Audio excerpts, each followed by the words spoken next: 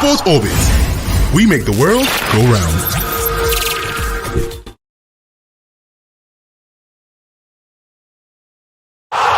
Sports Orbit. We make the world go round.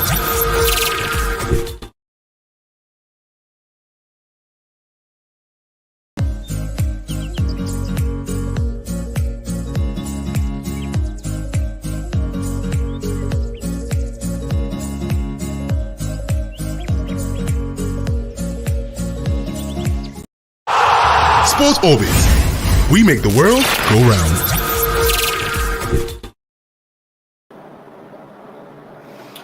Hello, viewers and listeners out there. Welcome to another wonderful episode of Sports Orbit. My name is Afa Acho, and I'll be your host for today. And I'm not alone in the studio, and I'm here with Salifu Usman. Salifu, you're welcome to the show. Thank you, Mustafa. It's good to be here. And I'm also here with Fidelis. Fidelis makes a return to the show after a long absence. Right, sure. Alpha, thanks for having me on the show. It's so nice to be on the show today. Thank you. We have a really bumper package for you today. We have the Super Eagles are in the news. We have some basketball news. I mean, thankfully enough, after a long time, the league will be coming back. But we'll begin with the AFCON. Egypt others will be wary of my young team, says Super Eagles coach.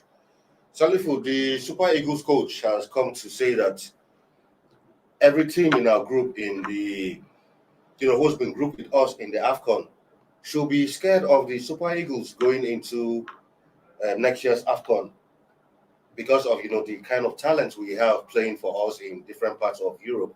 You think this is the right way to say, or you think other teams should be scared of us?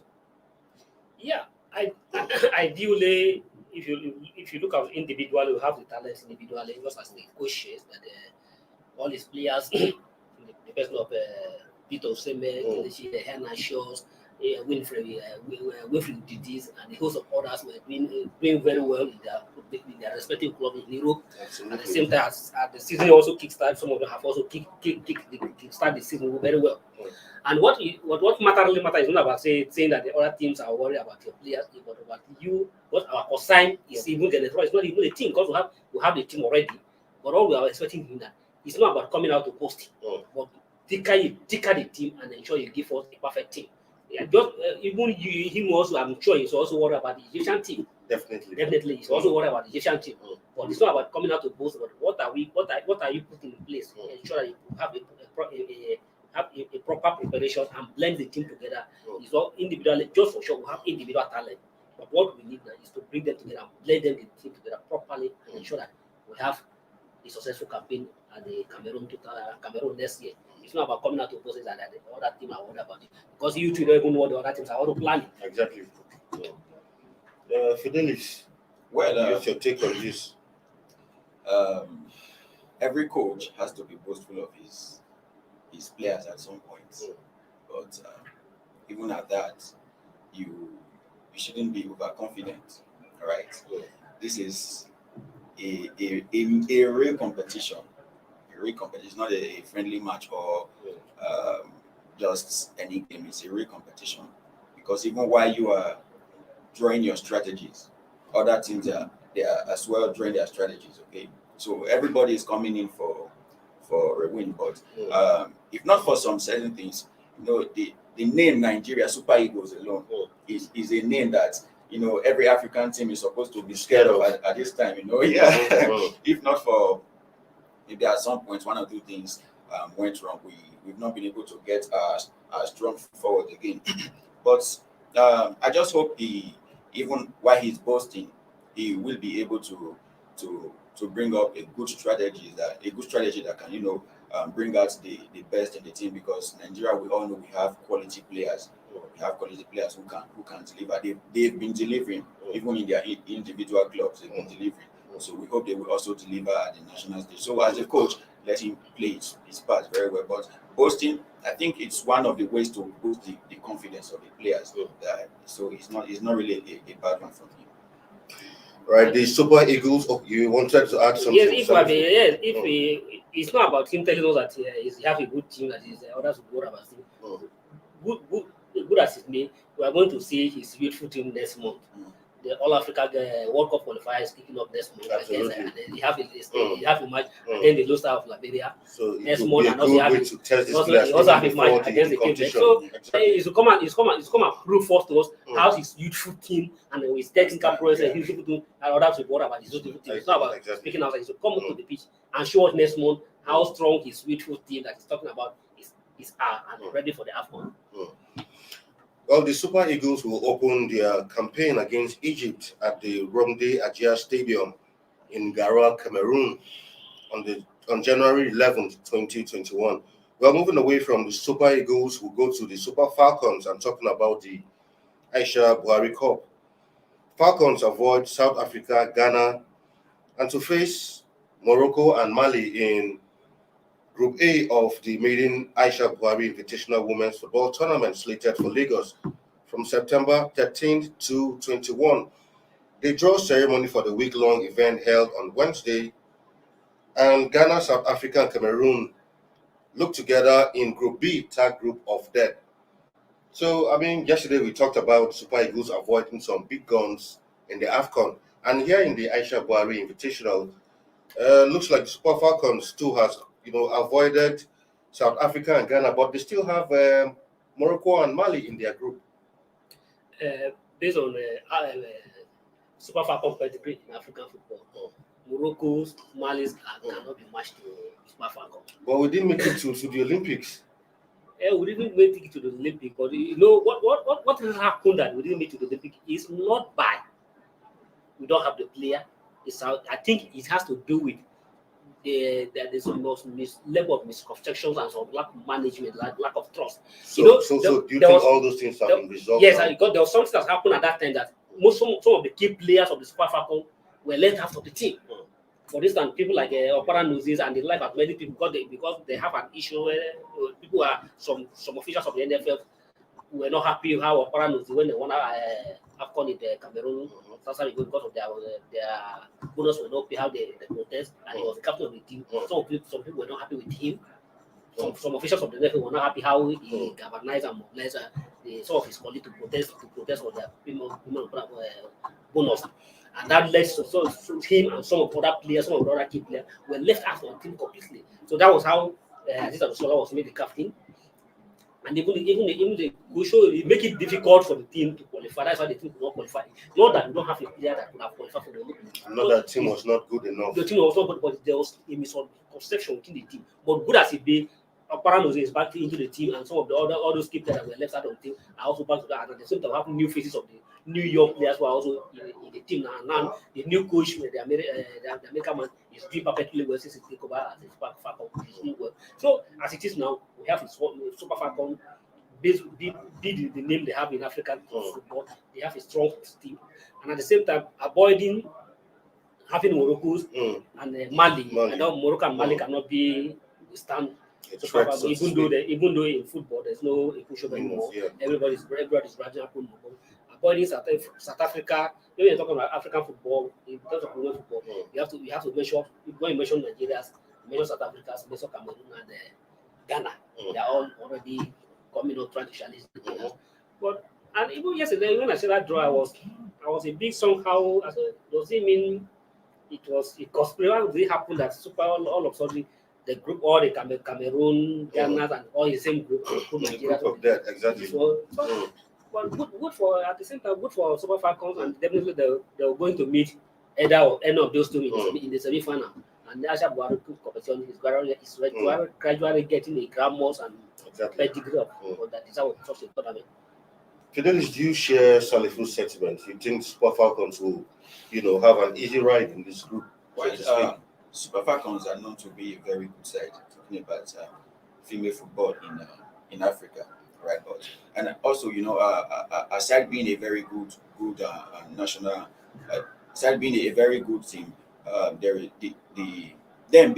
Nigeria being the host nation, right? I think is another advantage for the Super Falcons, to help build their confidence. And even though it's going to be tasky, because as a host team, you need to be able to deliver, right? So we just hope that they will go out and get get their win. But even at that, there is no room for complacency. Even though they are the best in Africa, that doesn't mean they should disregard or look down on other teams. Right? Yes, exactly. It's a game of 11 players on each side. So at the end, anything can happen. But just make sure you get your games right. Well, host Nigeria in Group A, and Nigeria is expected to ease past Morocco and Mali to the semi-finals. Interestingly, Morocco has never reached the semi-finals of the Women's African Cup of Nations, while Mali's best finish was at the last edition in 2018 when they came fourth. Moving away from football, we go to basketball. Caretaker Committee Chairman of the Nigerian Football Federation, Engineer Alhamadu Musakida, has expressed optimism that the Nigerian Basketball Premier League will return to action in September. Salifu, this should be some cherry news, but I don't know, some basketball lovers and analysts say, this news is 4 years late because for the past 4 years, basketball has been on holiday in Nigeria. What do you make of Kida's optimism this time around? Well, to so many people, it is a sharing news, but to me, I don't think it's a sharing news because except he has to prove me wrong this time around. Remember, for 4 years, although there's a crisis in the basketball, for 4 years, the domestic, the Premier Basketball League has been in comatose. There's no any basketball league in Nigeria for the past 4 years. Absolutely. On the pretenders, they are in court. Okay, yes, they are in court. Yes, because there's a crisis in the basketball. There's a split faction. So the previous board, led by Tijani Omar, when the elections, the parallel elections, so we have two factions. And at the same time, before then, there was an existing league going on. So exactly. Existing title sponsorship league going on by the Queensland Premier League. And that league was doing well successfully. So the winners, we don't have time to adjust some of those things, but the winner of that league that time, that was 2018 season, the Gombe Bulls and the Kwara Falcon, who won the league, who were supposed to represent Nigeria in the Continental Championship, were denied that ticket because of the crisis, and they were denied the ticket by the Kida board. And because of that, the Gombe Bulls and the Kwara Falcon went to court to challenge that decision. And at the same time, that put the league in jeopardy because of court, there was a court case and this and that. But the court case has been rested for over close to almost a year now. Exactly. I spoke with Keda recently about 3 months ago. That was around June. And he told confidently that the league will start very soon. That was June. He said the league will start very soon. That very soon now that the court now that the court has rested, the league will start very soon. Now we are in August. Okay, and the election of I'm not so excited about it. To me, it's just an administrative language. As we are speaking, the election into the Basketball Federation is coming up next month. So Musakida at the moment his tenure has elapsed as the president of the NBBF. He's just sitting there as a caretaker committee chairman, and he has 3 months. That was 3 months started from June, and that 3 months will elapse by September. So there will be another election in September. So when you are not even sure of yourself, what are you coming to tell me that we are going to having a league next month? Is that look at it juridically? Is that realistic? To me, it's not realistic because even him as a person is campaigning. He's not sure either he's coming back, either he's going to come back as the NBBF president. June, now we're heading September. Yes. By September, we might hear that it will be January next year. We are not. Election is going to hold next month. So we are not sure. We are preparing for election. I say the league is going to start next month. To me, it's just an administrative language. I'm not too excited. I'm not excited about this. You see, the truth is, until we get over this issue of faction. The power torso. Everybody this one wants to be the person in charge. This one wants to be the person in charge. Until we get over these things, we'll never make a headway in terms of sports generally in this country. Because this issue of faction has done a lot harm than good. All right. So just like Salifu said, we've known these people to be the type that they never joke with anything that has to do with election, right? They're ready to give up anything just to make sure that they gear all their attention, all their resources and all their concentration towards the election. So personally, I don't see that league holding, because even though they are saying it, maybe even them coming out to say it may just still be a political campaign strategy. All right. So personally, I don't see that league starting. But it's very bad that at this time in this century we are still struggling with our basketball league in this country, right? Because even after football, the next thing you can talk about is the next sport you can talk about is in basketball. But it seems we haven't even gotten it right in terms of football. Now we are talking about basketball. So there's still a lot to do in this country. All right. So I just hope with time we'll be able to get it right, and I hope it will not be for too long. All right. At this point, we'll go for a short break, and when we come back, we still have plenty in store for you. There's basketball, there's transfer news, right here on Sports Orbit on the Leadership Podcast Studio. Don't go nowhere.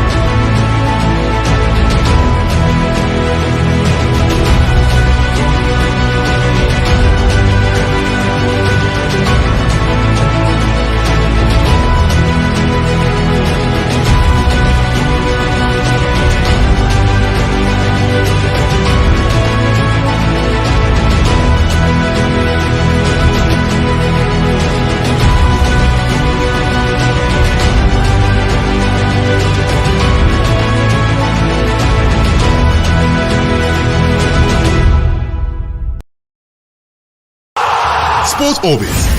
We make the world go round. All right, welcome back to Sports Orbit right here on the Leadership Podcast Studio. Before we went on the short break, we were on basketball, and this time around talking about basketball still. The Nigerian Basketball Federation has come out to pass a vote of confidence on Coach Mike Brown and Otis as the national team handlers. Shalifu, I mean, there are a lot of controversies. We heard of they appointing a new coach. So, I mean, the NBBF coming to pass a vote of confidence.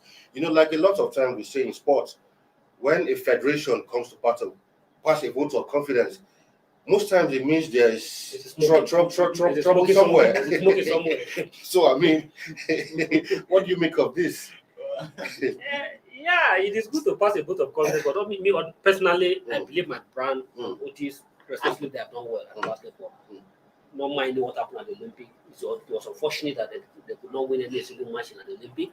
But looking at their pedigree and look at the mass of their participation, their performance leading to the free kick you give to Mark Brown and Mr. Otis, they have extremely done well as a national team coach. And to me, I encourage that they should allow them to continue and give them the necessary support to move the basketball, to move the team stronger. And at the same time, while they also pass with the world, so they should also look inward. Yes, we don't have a local league, but they should also look inward. But that is the only way you can also empower the local players. They need to look inward and come back to pick a player from the domestic league, from the local league. We can't have a diaspora national team. you can't continue to have a direct Exactly. It's not good. Exactly. Yes, supposed to have Exactly. supposed to have a homegrown player. Also, incorporated into the team. I agree with you totally. You can't have the whole national team depending on the foreign-based players. Most of those players, yes, it's good, they are Nigerians, but we need to have a homegrown player to also be part of the team. Quickly, Fidelis. Well, for me, I would just urge them that for Brown and Otis, they should just avoid the game of politics. Yeah, Absolutely. Seriously, because that seems to be what brings the what do I call it? They bring the wrong foot forward at the latter end. So let them just forget about the politics of these things now, and just get on with their career. We wish them all the best. Well, away from basketball, we head straight into transfer news and talking about Robert Lewandowski, the Bayern Munich striker. He said he wants a new challenge away from the Bavarians, but the Bavarians are saying, well, if you must leave, if we get an offer in the region of 100 million euros and above, we can let you leave. I mean, he's done quite well for Bayern. Last season, he broke the all-time goals record set by the mighty Gerd Müller at scoring 41 goals. So you think it's time for Lewandowski to, seek a new challenge somewhere? Maybe he feels he's now a big fish in the pond in Germany, and maybe he wants to try trade his skills somewhere else. What do you make of this? Yeah, it is good to look for another challenge somewhere. But at the same time, you have to weigh your options very well. Look like he's 33 years old, and as 33, you remember that you are no longer growing up. You are diminishing return soon set in. So if he has to do it, I wish him good luck, and he has to weigh his options very well, because at the time where he's being watched as one of the big boys, and they value him at the moment. So because they value you, and you also you have to look who are those likely top clubs that you wanted to go to. For instance, at the moment, if you want to leave now in the club, you have to look at a club that has in the pedigree of Bayern Munich. Exactly. And if he's going after, and I think the likely decision you want to move outside Germany. And if you're moving outside Germany, you will likely either look at Barcelona, or you look at Real Madrid, look at Chelsea, Man City, yes. But Chelsea is out of it because Chelsea has spent money on the striker. Okay, so for Chelsea's instance, let's look at it. Chelsea is out of it. Barcelona is out of it because they don't Barcelona, because of their financial situation. Their situation, they can't buy another new any player of his status. Real Madrid, I don't think Real Madrid also have a financial crisis. I don't think Real Madrid will also go for it. They're putting almost 100 million pounds on top of him. And at the same time, PSV is out of it. So they have Messi already. They have Messi already. So where is it thinking to go to? Well, I wish you well. And you should, but to me, advise that you should watch out for before he make a move, such a move. All right, quickly now we'll move on to Lukaku. Lukaku, with his big money return to Stamford Bridge, has come out to say that he has nothing to prove in England. Is this true? Because I feel, yes, you've done well in Italy before you left England. It was neither here or there. You went to Italy, did great things, and now you're back to the Premiership. But he's saying he has nothing to prove. Do you agree with sharing his opinion? I think I agree with him. He has nothing to prove. He was once with Chelsea, then he left, went to Inter Milan. They saw that he was doing well. In fact, he single-handedly. I think he first left Chelsea, went to Everton. Yes, from Everton to Man U, and then from Man U to Milan. Yeah, I just wanted to cut the whole journey short. They saw that he was performing so well at Inter Milan. In fact, he single-handedly gave Inter Milan the Serie A title in the last time completed season. So they saw that he was doing well. He scored a lot of goals, and that's why they went for him. So they believed in him. That's why they went for him. He has no need to prove again, because he has already proved whatever he has to prove in Inter Milan. That's why they went for him. You know why I don't agree with this statement? Yes. I think he has something to prove. You cannot compare his performances in England before he went to Italy. Yes.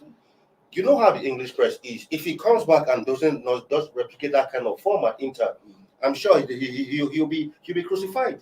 I think He will be crucified. They let him go. But I pray. But if they see him doing well again, they will still go and buy him. No, but I pray this statement will not come to haunt him. Exactly. Because you can't tell us He has everything to prove. he have more than enough to prove. Yes. For instance, he was in Chelsea. Why did he leave Chelsea? Exactly. He was not doing well. He was not doing well. No, he was not doing well. He was not doing Only with Moriwa. And that was the Moriwa. They have to let him go. Mhm. And he went to the Everton. Good enough, he was doing well at Everton. And Man U pick up. When he went to the Man U, his performance at Man U, to me, yes, to some extent, Just slightly above average. above average. And at the same time, he has not won the Premier League title. Yes, So if you are coming to the league, you have to prove to win the league first. You can't tell me you don't have anything to prove. What is your record in the Premier League? To me, he doesn't have any record to show that I have this whole record and so what. I don't have anything longer to prove. Why should you make such a comment? If you come to think of it, when he talks about him saying that he doesn't have anything to prove, because most of this English team, they are fond of this letting a player go with the idea of he's not good enough. Then after a while, you go back, this player is very good, and you buy back the player. They are fond of it. I think that's why he's trying to tell them, come. I've read you've known me to be a good player. That's why you came back to get me, all right? So Don't forget he has proved his worth in Italy. in Italy, but he's coming back to England in a different league. The situations in England are not the same They are as not, Italy. they are So not what the same. happens at the end of the season if he doesn't make the numbers he made in Italy? So they let him go. For him to have agreed to come back to Chelsea, for what Chelsea did to It him, means there's something. for what Chelsea did to Yes, him, he wants that to show means that there's something you he made wants a to show. mistake in the first place Yes, by letting him go. he have to amend his way. He has a lot to prove. Exactly. He has to even club-wise at Chelsea and even at Premiership as a whole. He has a lot to prove. He can't show he doesn't have anything to prove. We wish him the best. For instance, even people like how do I equate with? Okay, for instance, now if Drogba, who was in Chelsea, let us use Drogba is still playing after going somewhere, and now come back to Chelsea, he has nothing to prove. He says, We understand exactly. We understand. Yes, at Chelsea, he has done enough. So you don't have anything. You don't expect him to have anything to prove. Or Ronaldo, for instance, going back to Madrid. So, he can say that. Okay, or Ronaldo come back to Man U. Exactly. Ronaldo can say He can say he has nothing to at prove. Man U, I don't have anything to prove because he won almost everything. Yes, everybody agree. As it stands, yes, with the way Chelsea presented the bid, it seems like, after I don't need Chelsea. Chelsea is the one that needs me at this time. Yes, now That's where that statement is coming from. Because even if Chelsea refuses to buy him, there are good clubs that can as well bid for him and afford to bring him to their team. But Chelsea decided, okay, let's bring. So he thinks he doesn't need Chelsea at this time. It's Chelsea that needs him. He's a quality player. But you should know that the coach is coming to work is a no-nonsense coach. If he's not doing it, the coach will get it. Exactly. That time you know whether he has something. All right, moving to the other side of London and talking about Arsenal. Shortly after Arsenal are almost in the process or have finalized the deal for Martin Odegaard, Arsenal are in the market again, this time for Aaron Ramsdale, the third choice English goalkeeper. He was backup keeper for £30 million. The whole idea is for him to give competition to Leno. Is this a good move for Arsenal? Is this what Arsenal needs at this point in time, investing this kind of amount on a goalkeeper? Do you think they should have added some money and gone all out for, a player who will help them, up front instead of for a goalkeeper? Yeah, although it is good to have a backup, but to me, Leno as a goalkeeper, I don't think he has done badly. If you look at it, what the problem with Arsenal is that the outfield players have not been so fantastic. At the same time, even the coach, Ateta to me has not been too successful. What he need to impart and to stand his authority. Because you see Arsenal players when they lose a player, all of them they're not defending the goal. They're not when they're supposed to attack, they're not attacking. So yeah, it is good to have the backup as a goalkeeper. But Leno is not the problem of Arsenal.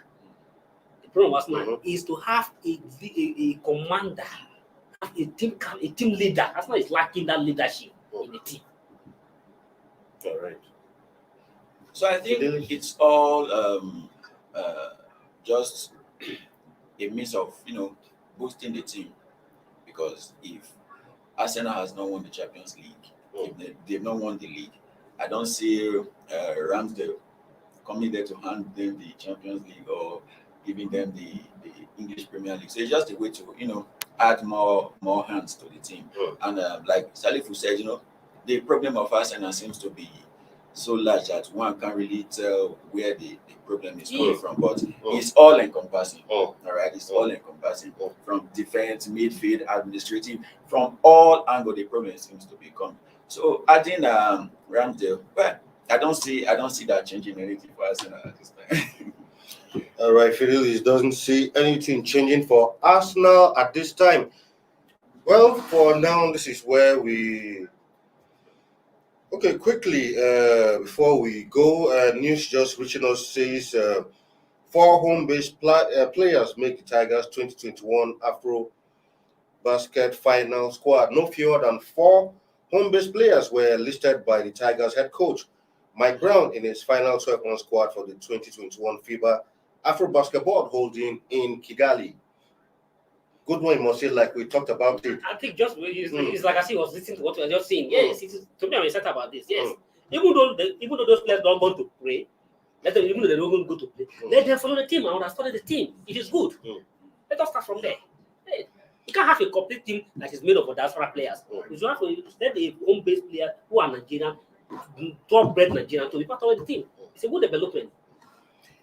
All right, viewers, this is all we have time for you today.